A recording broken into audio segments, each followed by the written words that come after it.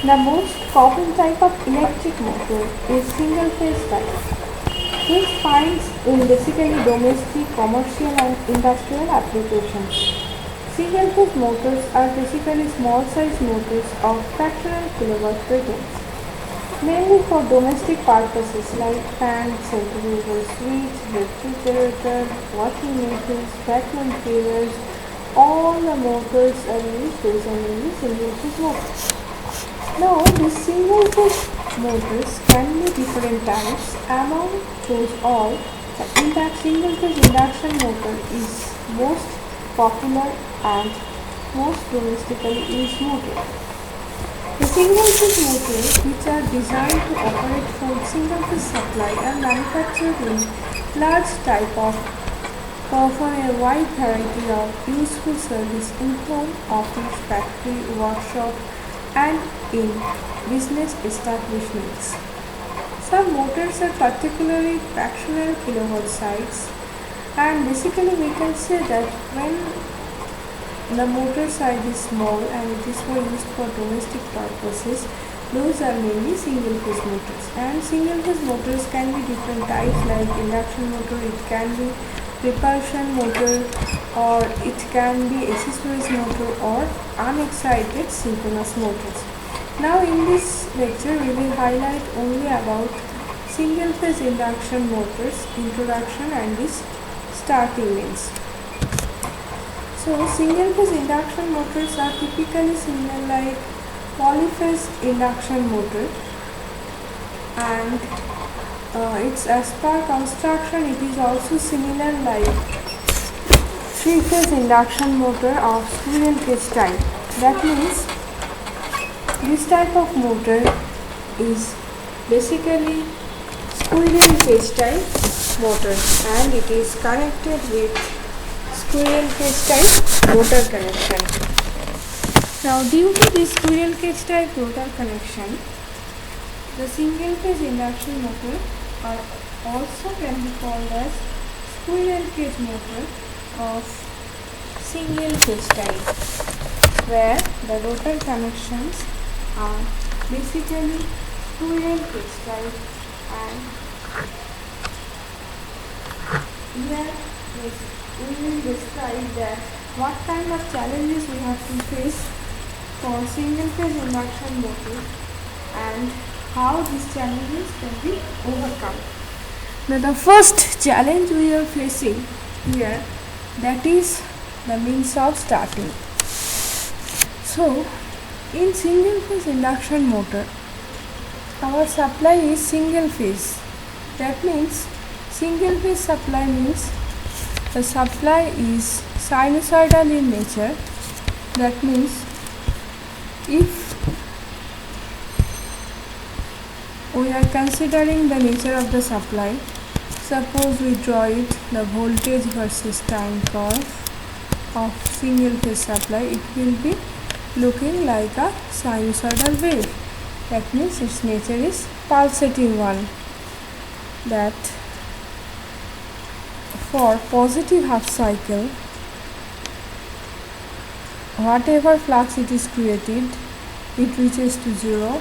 Then in negative cycle, it develops it in the opposite direction.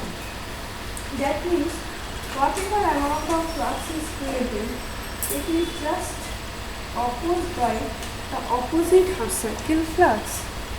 So ultimately the resultant flux is zero. In single phase induction motor, it consists of single phase winding mounted on stator and the rotor windings are mounted in squirrel cage type rotor. Now as the field is pulsating in nature, like this pulses are moving, pulsating in nature, that means field build up in one cycle, reaches to zero, then falls to zero and builds up in opposite direction. Under this condition, the rotor does not build up the rotation due to its inertia. Therefore, the single phase induction motor is inherently not self-starting and it requires some special starting means to start the single phase induction motor. Now in this lecture we will highlight that how the single phase induction motor can be making self-starting, how the problem can be recovered here. So for doing this, we have to remember that for creating rotating field we have to create basically minimum 2 phases, and these 2 phases will basically create a resultant field which will be rotating in nature. So single phase induction motor is temporarily converted to 2 phase motor during starting period,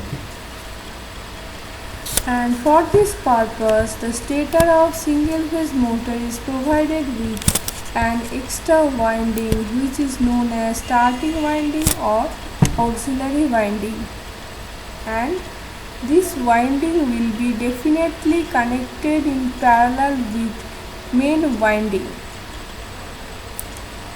and these two winding will be definitely 90-degree electrically apart in space and also connected in parallel across the supply.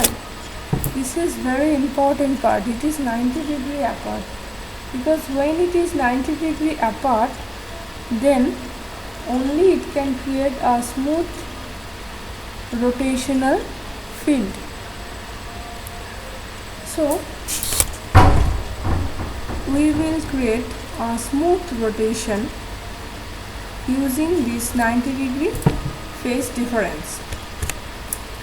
So for understanding this one, we will consider the basic structure of single phase induction motor with main winding and additional starting winding or auxiliary winding. So here we will consider an auxiliary winding which is connected in parallel with main winding, and this type of motor is known as split phase induction motor. The main theme here is the main winding has low resistance and starting winding has high resistance. That means in main winding part the amount of resistance is low, inductance is high, and in starting winding resistance is more and inductance is less. So what will be the effect of this? See, here we have given single phase supply. Now current will start flowing through main winding. In main winding we have much more inductance, less amount of resistance. That means the current which is flowing through main winding, it will be mostly inductive in nature, and we know that inductive in nature, that means the phase difference between voltage and current will be lagged by 90 degree when it is in purely inductive. But here it is mixture of inductive and less amount of resistive, so it will be lagging but not 90 degree. So here if we have shown the main winding current is lagging than voltage, but not 90 degree but near about 70 to 80 degree. Secondly, we will go to the starting winding or auxiliary winding, where resistance or resistive nature is much more and inductive nature is less. That means the phase difference between voltage and current will be in same phase, and as there is some inductive nature, so it will be lagging. So we have created the auxiliary winding current which is lagging than voltage with some small phase difference. Now we have created two currents. One is main winding current, another one is auxiliary winding current, and resultant of these two will create the resultant current. Due to this resultant current, the single phase induction motor will create the rotational magnetic field, and the single phase induction motor will start rotating. Here another important line is this: phase angle between starting current and main current is made as large as possible because the starting current of speed phase motor is proportional to sine alpha, this angle. The phase difference between starting current and main current, and reaction of these two will create the resultant current, which will create the rotational field. Apart from this, single phase induction motor will also have another part, that is a centrifugal switch or relay. This portion, it will be connected in between main winding and auxiliary winding. Why it is needed? Because when the motor is started and reaches a good speed, after that it does not require the additional support of auxiliary winding.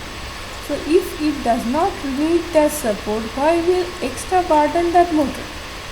So definitely we will remove that auxiliary portion or starting portion, and the motor will still continue running with its main winding support.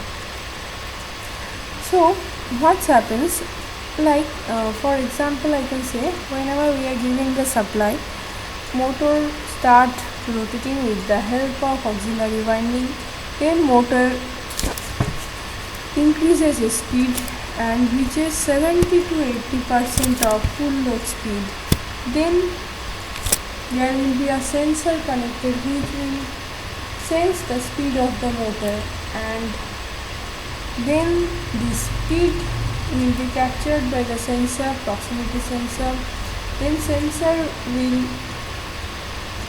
sense the speed and it will give the signal to relay, and the relay will operate and it will disconnect the auxiliary part of the motor, and the motor will still continue running with the main winding only. Now the question will come that what will be happen with the torque when both main and auxiliary winding are connected, then how much torque is created, and when the auxiliary winding is removed, is there any effect of torque? Yes, definitely there will be some effect on torque when we are removing the auxiliary winding support. So from the graph we can see when both main winding and auxiliary windings are connected, then this is the portion where we can see the maximum torque is much more higher.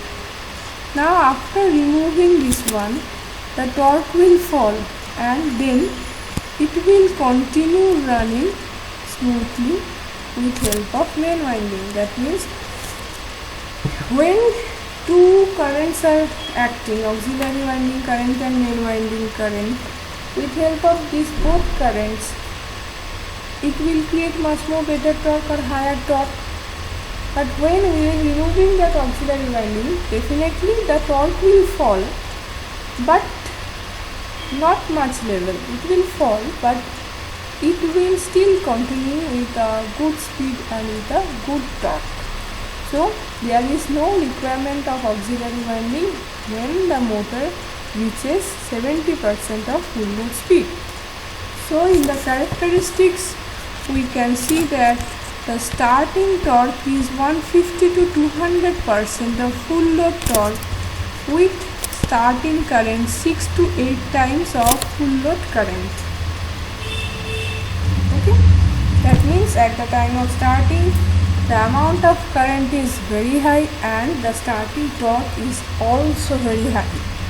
So in this way we have highlighted the single phase induction motor starting with help of a basic structure of single phase induction motor. In later stage we will highlight some additional types of single phase induction motor where some additional equipments will be added in the auxiliary winding to make the motor much more better, much more advantageous, much more efficient. And today up to this much. of single phase induction motor. Thank you for listening me.